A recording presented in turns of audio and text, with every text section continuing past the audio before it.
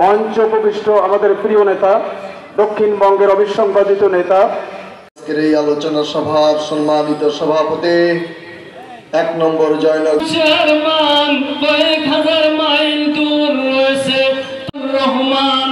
আল্লাহ নির্মম ভাবে আল্লাহ দুনিয়ার কুমারের শহীদ হামজার শহীদ তারা একই সঙ্গে জান্নাতি কবরের দিকে জান্নাতের দরজা খুলে দাও। ইউনিয়ন থেকে কেন্দ্রীয় প্রকাশনা বিষয়ক সম্পাদক সাতক্ষীরা জেলা বিএনপির আল্লাহ হাফেজ